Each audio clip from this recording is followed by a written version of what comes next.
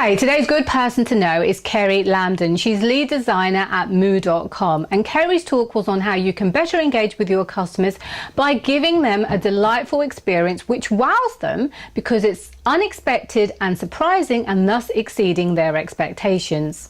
Keri said at moo.com they use something called the empathy plotter, which emotionally maps the journey that their customers take when using their app and website. Keri also explained the Kano model and said the more energy investment you make, the more delighted your customers will be, but that you need to know where and when to add delight to your product and service.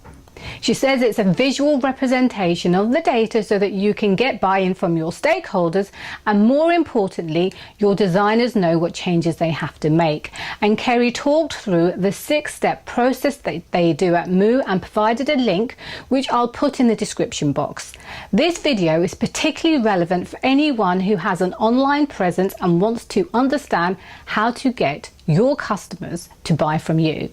So I hope you enjoy this video, and thank you for watching. My talk is about today is actually how you take all of those ideas and then apply them to a practical application. This is something that we lovingly call at Moo the empathy plotter. So basically this is a way to emotionally map the journey that your customers take through your apps and websites. Essentially it is a way for us to get all those ideas and those thoughts and those emotions from our customers. So just to clarify, what is delight? It's pleasing, it's captivating, it's gratifying, and it has the power to wow you. If you're abroad and you want to translate a street sign, you hold your phone in front of that street sign, and it will automatically translate into your own language. Delight is unexpected, surprising, even fun. City Mapper app has essentially, if you plot your journey, you can then teleport to your destination. So it's a really nice kind of cute sort of delightful Easter egg, if you like, in the app. Delight is exceeding my expectations. It's getting the basics right and then going beyond them. I want to introduce you to this guy, Noriaki Kano, to talk a lot about customer satisfaction. And he developed the Kano model. On the y-axis, you've got satisfaction. So at the top is high satisfaction, at the bottom is low satisfaction. On the x-axis, you've got investment, so that's essentially how much time and effort you put into your apps and websites, so how much energy, investment, and so on that you put into them. So if you don't put that much effort and energy into your apps and websites, then essentially you get that sort of low expectation, that basic expectations. If you get all those basics right, and then you move your customers into that satisfaction level, so they're satisfied, but they're not necessarily delighted. But then you actually move them more into the delighted realm, when you spend more time, more energy, more investment in those products. Years and years ago, you would never have expected Wi-Fi to actually be in a hotel room. Nowadays, you expect to find Wi-Fi in your hotel room. And if it's not there, your expectation levels are pretty low. So what was once delightful actually becomes expected. So we expect to see that Wi-Fi in that hotel room, and so you can see those levels are changing quite a lot. It's all about that end-to-end experience for the customer. So how do you know when and how do you know where to deliver delight in your products? And this is where emotional mapping comes in. It tells us how our customers are feeling as they go through your particular journey in your apps and websites. For all you know, in your product you could be frustrating them, you could be confusing them. So this is when I come back to the empathy plot, which is a really good way of capturing people's emotions and the way they feel as they use your product. This is what you end up with. Essentially, it's really a visual way of representing that data. What an empathy plotter does is it helps designers and stakeholders understand what to make. It builds that really deep customer empathy.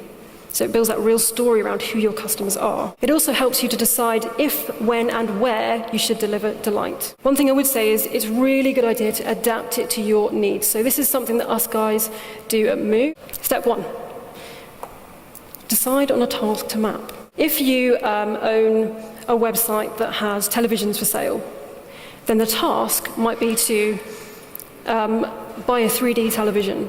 What we would say is don't dictate the journey to the participant, just provide the task. Don't say to them, start on the home page, go through to the TV's page, and then so on and purchase. You actually want to make sure that you just tell them the task, don't dictate that task. You then reach out to people. We recommend 5 participants. You can do more, but we tend to find that for that kind of first sort of study, 5 is a pretty good number. If you have the budget, then employ a recruiter to find your participants for you. The reason being that it is so time consuming to actually find people to do these things. Offer them an incentive as well. So things like Amazon vouchers, it could be money off your product. Now it's time to actually prepare your people. So what that means is get the participants familiar with the task. The key thing is to tell them that you are most interested in their emotions, that you want to capture their thoughts and their feelings as they go through this journey. Once you've got all those diary studies back, the next step is to, as we call it at Moo, catch the butterfly. So this is actually to do the study. And what you want to say to your participants is, this is just a verbal dump focused on emotion. And essentially it's almost like an automatic kind of writing. Basically, this is a structure. It's a way of helping you to get your customers to actually tell you about what they're feeling and thinking. We get them to share with us what screen they're on. We then ask them things like, what's your strongest emotion? What are you feeling? And then we ask them to rate that emotion on a scale of 1 to 5. So 1 being, yeah, I kind of felt that emotion. And 5 being, yes, I really, really strongly felt that emotion. Once you've got all of those studies, all of that paperwork back, you then start to categorize those journeys. The final step is plot, map, learn. So for example, you can see that when people come to Moo, they're excited, a bit inspired. So that's a nice positive emotion, so we put it in the positive end of the scale. But when they come to the build, they get a little bit tired, a little bit confused. So that's a negative emotion, so we put that obviously in the negative emotion area. So we can really start to see how our customers are feeling as they go through from discovering Moo, browsing our products, building and so on. We get that really good impression of how our customers are feeling. And what that really helps us to do is to see, okay, so as you saw in our build part of the journey, our customers aren't that satisfied, so we need to improve that. So then we know where we need to improve and build on.